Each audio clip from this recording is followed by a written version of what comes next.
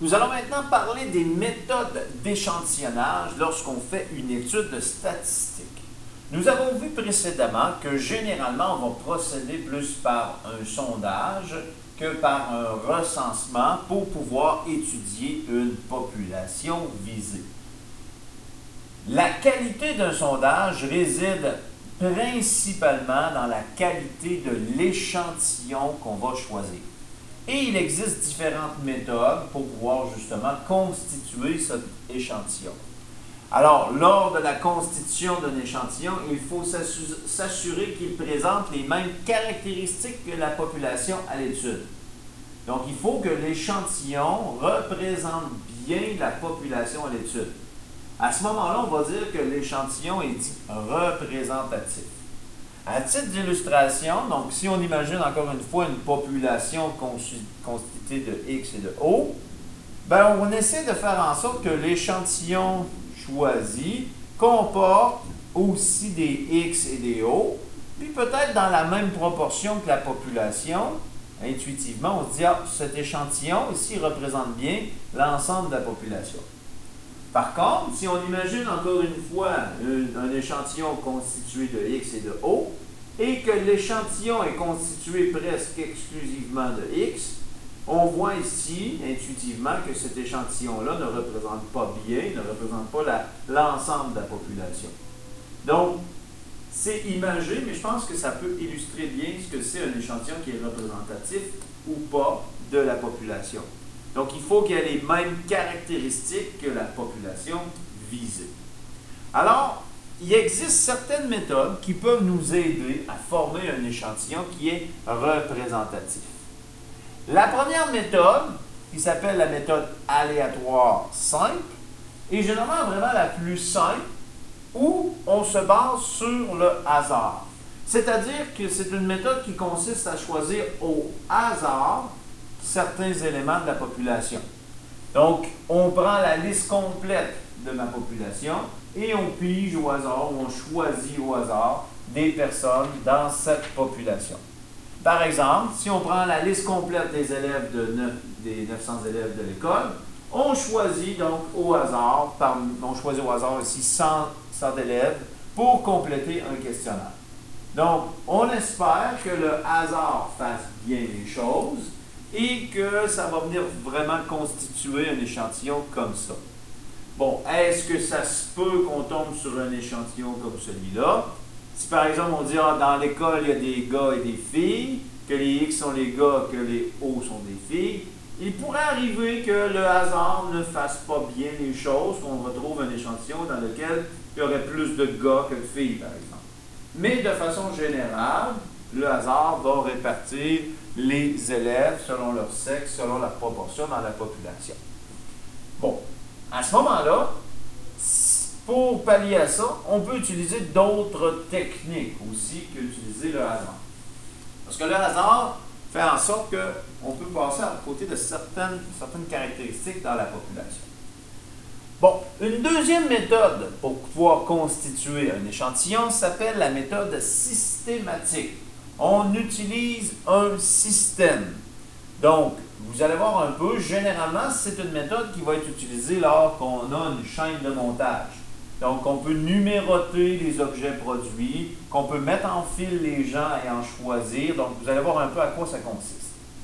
Donc, comment ça fonctionne la méthode systématique? Qui consiste à dresser une liste de tous les éléments ou individus de la population. Donc, on ordonne les éléments de la population sur une liste, puis on détermine le rapport suivant.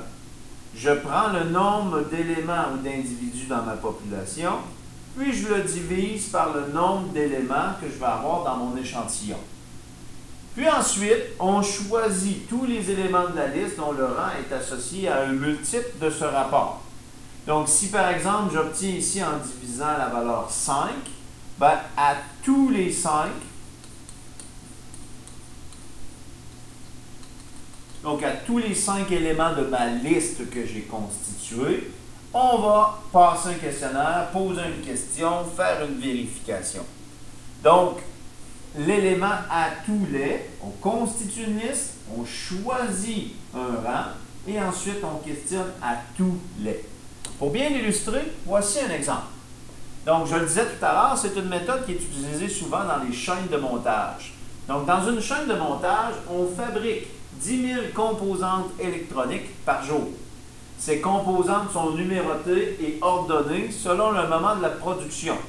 Donc, ça ici, dans le fond, ça vient constituer une certaine liste de données, une liste de ma population. On les ordonne, on les classe. On désire former un échantillon de 200 éléments. Donc, à ce moment-là, je prends mon nombre d'éléments qui se retrouvent dans ma population et je divise par mon nombre d'éléments de mon échantillon que je vais avoir. Donc, ici, j'ai 10 000 éléments, 10 000 composantes qui sont dans ma liste. Je le divise par 200. 10 000 divisé par 200, j'ai écrit par 200, pardon, ça va me donner 50. Donc, je viens trouver ici, dans le fond, mon rang avec lequel on va compter. Donc, comment on procède? Donc, toujours dans ma liste, on choisit au hasard la première composante parmi les 50 premières. Donc, puisque je vais faire des bons de 50, je choisis ma première composante parmi les 50 premières et on vérifie sa conformité. Donc, on va faire un test quelconque sur la composante électronique, voir si elle était bien construite. Et par la suite, on vérifie la conformité à tous les, puisqu'on a tenu 50 ici, à tous les 50 composantes produites. Donc, par exemple, si on choisit au hasard, je ne sais pas moi, la 7e composante, ben, on testera alors la 7e. On va tester la 7e composante produite. Et à tous les 50, donc la 7e, la 50, pas la 50e, mais la 57e donnée, la 57e composante produite. Ensuite, on fait un autre bond de 50, donc la 107e. Et ainsi de suite, pour atteindre la 907e composante, la 957e composante. Donc, à ce moment-là, dans cet échantillon-là, je ne les ai pas tous écrits, mais on va retrouver l'échantillon de taille 200. On va tester 200 composantes au total. Donc, c'est la méthode systématique à tous les. Donc, on choisit un rang et on regarde à tous les. Donc, généralement, c'est pour ça que ça fonctionne bien dans les chaînes de montage, ou si on peut dresser une liste, ou on pourrait s'installer, par exemple, à la porte d'un commerce et à tous les temps de personnes qui visitent le commerce, passer un questionnaire. Ou à tous les temps de transaction, on va demander par exemple le code postal à l'individu qui se présente devant nous. Donc, c'est une possibilité, c'est la méthode qu'on appelle systématique, on applique un système. On continue avec les méthodes d'échantillonnage. Méthode d'échantillonnage par grappe. Donc, par grappe, comment on fonctionne pour former un échantillon? Donc, la méthode par grappe est généralement utilisée lorsque la population est divisée en sous-groupes. Donc, lorsqu'on a des sous-groupes, c'est ce qu'on appelle des grappes dans la population. Donc, les sous-groupes sont appelés des grappes. Qu'est-ce qu'on fait? Bien, on va choisir au hasard certaines grappes, donc certains sous-groupes de la population. Et là, ce qu'on va faire, l'échantillon va être formé de tous les éléments qui composent ces grappes. Donc, on va essayer de démêler ça avec un exemple. Je pense que vous allez bien comprendre la notion de grappe, puis de questionner tout le monde. Alors, on dit la maison mère d'une chaîne de 50 magasins. Donc, la maison mère, donc c'est le siège social, ils ont 50 magasins à leur charge. Donc, ces 50 magasins-là forment des sous-groupes qu'on appelle des grappes. Et qu'est-ce qu'elle veut, cette maison mère-là? Elle désire vérifier la connaissance des produits vendus par ses employés. Donc, on imagine donc un siège social, 50 magasins, puis on veut savoir si ces employés connaissent bien les produits vendus. Donc là, ce qu'ils vont faire, ils vont choisir 10 magasins au hasard.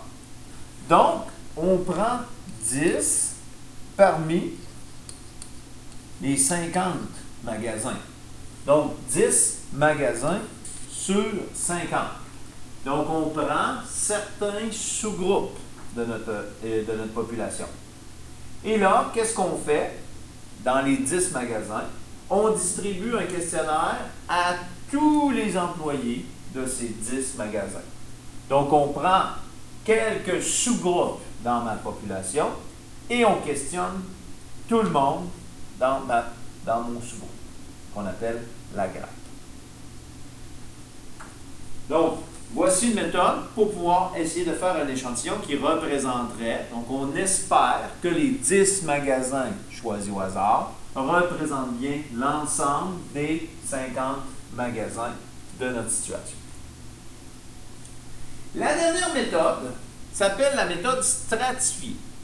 Cette méthode stratifiée, on dit qu'elle est utilisée lorsque la population visée est divisée en catégories appelées des strates. Donc, une population est composée de strates. Comment on fonctionne? On choisit au hasard les éléments de l'échantillon parmi toutes ces strates. Donc, au lieu de prendre un sous-groupe et questionner tout le monde, on va s'assurer maintenant d'aller choisir des gens dans ma population dans toutes les strates de la population. Exemple, si on sait qu'une population est composée d'hommes, de femmes, donc on va s'assurer d'avoir des hommes et des femmes dans notre population. Si par exemple dans une école secondaire, on a plusieurs secondaires, on va s'assurer d'aller choisir des élèves pour représenter l'ensemble des écoles dans chacun des niveaux. Donc au lieu de prendre un élément et questionner tout le monde, on s'assure d'en avoir dans chacune des catégories. Et pour avoir un échantillon stratifié, on prend des gens dans chacune des catégories, mais aussi il faut s'assurer que les proportions qu'occupent ces strates dans l'échantillon soient aussi les mêmes que celles de la population. Donc, si par exemple on sait qu'il y a 50% de gars et 50% de filles dans ma population, ben on va s'assurer que mon échantillon comporte 50% de gars, 50% de filles. Donc, si on sait qu'il y a 20% des élèves dans chacun des secondaires dans mon école, ben on va s'assurer que dans mon échantillon que je vais former, il y a aussi 20% d'élèves dans chacun des niveaux. Donc, pour pouvoir faire cette méthode, il faut s'assurer de connaître la composition de la population visée. Donc, ça, ce n'est pas toujours possible. Donc, par exemple, dans une école, ça va bien parce qu'on peut savoir les caractéristiques des élèves qui fréquentent l'école parce qu'on a un fichier central. Et quand on s'adresse, par exemple, à la population du Québec, ben, ça suppose qu'il y a eu un recensement avant pour dresser les caractéristiques de notre population. Donc, ce n'est pas toujours évident de pouvoir respecter justement les proportions de notre population visée. Pour l'illustrer, voici un exemple concret d'un échantillonnage stratifié. Donc, ici, on dit, dans un club de golf, on désire former un échantillon stratifié représentatif de 100 golfeurs. Donc, on veut un échantillon de 100 golfeurs pour connaître le degré de satisfaction à l'égard de l'état du terrain. Parmi les golfeurs, on retrouve des hommes, des femmes, des gauchers, des droitiers. C'est ce qu'on appelle les strates, donc les catégories de golfeurs. Le tableau suivant présente l'ensemble des membres du club et l'échantillon formé. Donc, ici, on a les membres du club de golf. Donc, ici, on connaît les caractéristiques de notre population. Probablement que le club de golf fait des statistiques sur ses membres. Donc, à l'inscription, demande le sexe, demande si les gauchers, droitiers. Donc, connaissent l'information.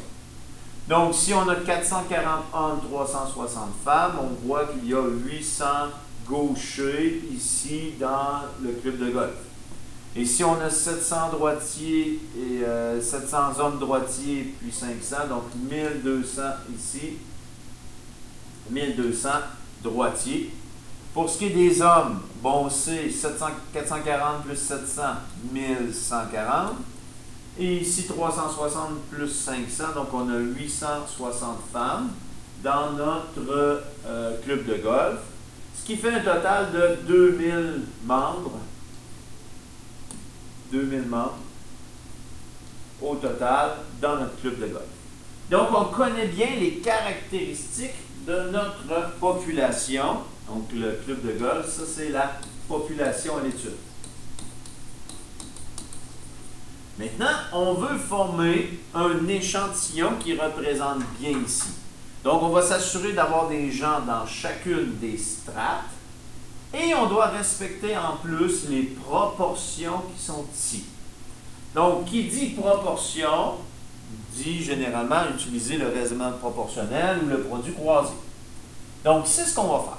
Pour déterminer, donc on va commencer par déterminer le nombre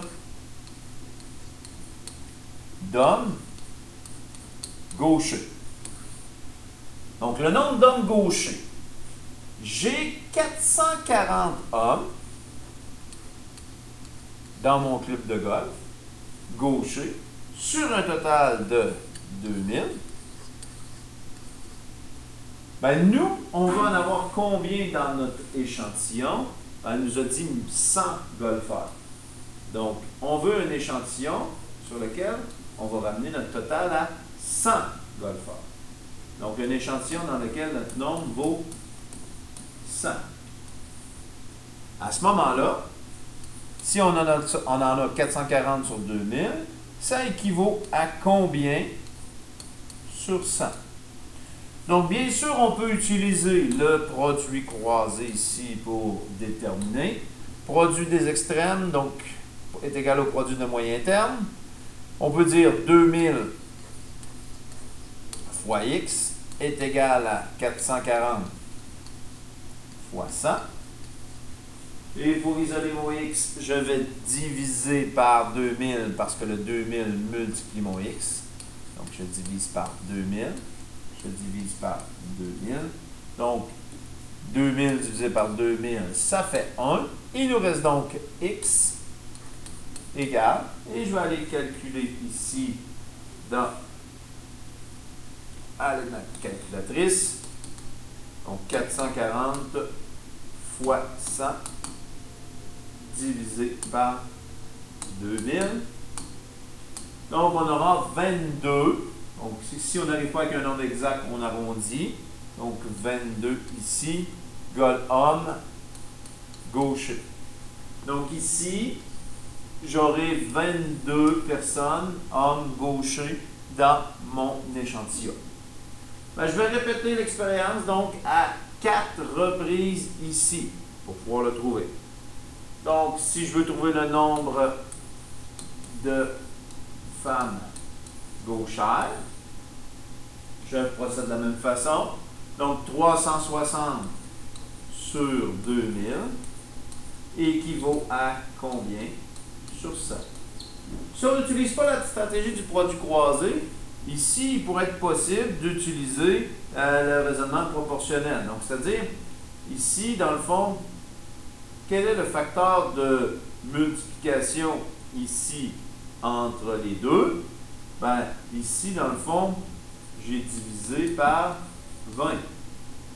2000 divisé par 20, ce qui me fait 100. Donc, si je divise par 20 ici, je pourrais raisonner de la même façon, diviser par 20 ici, pour trouver celui-là. Donc, ça peut être une stratégie ici quand le facteur de multiplication ici est le même, est facilement retrouvable. Pas est le même, mais facilement retrouvable.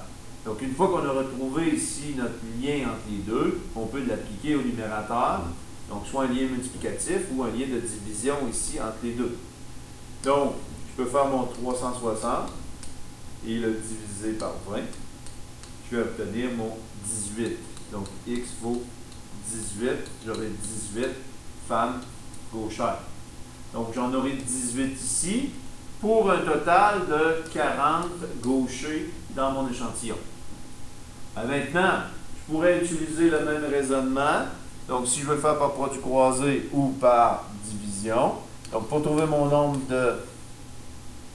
d'hommes droitiers, donc le nombre d'hommes droitiers, j'en ai 700 sur 2000. 700 sur 2000 équivaut à combien sur 100? Ben, je peux encore utiliser la division par 20, même chose. Donc, divisé par 20. Je vais diviser par 20. Donc, on pourrait procéder par produit croisé, mais ici, ça va quand même assez rapidement de pouvoir diviser par 20. Donc, 700 divisé par 20, ce qui va me donner mon 35. Oups, 35 ici. En bleu. Donc, x égale 35. Et finalement, mon nombre de femmes droitières, j'ai dans mon échantillon ici, j'en ai 500. Donc, 500 sur 2000 équivaut à combien sur 100? Donc, je vais diviser par 20 encore une fois.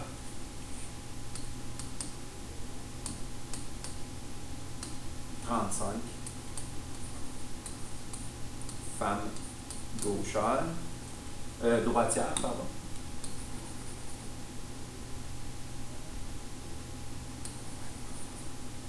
Droitières. Et ici, c'était des hommes droitiers. 25, 25, désolé, 25, j'ai écrit 35, 25. Donc, 25 ici. Je vais le remettre en bleu ici. Donc, ce qui fait un total d'hommes de 57 et un total de femmes ici de 43, ce qui fait bien 100 ici. Et ici, donc 35, donc ça me fait 60 aussi, 40 sur 60, 100. Ça semble venir valider mon tableau. Donc, voici les 4 méthodes d'échantillonnage qu'on vous demande d'être capable d'identifier et pour le dernier cas, d'être capable de constituer un échantillon qui sera stratifié.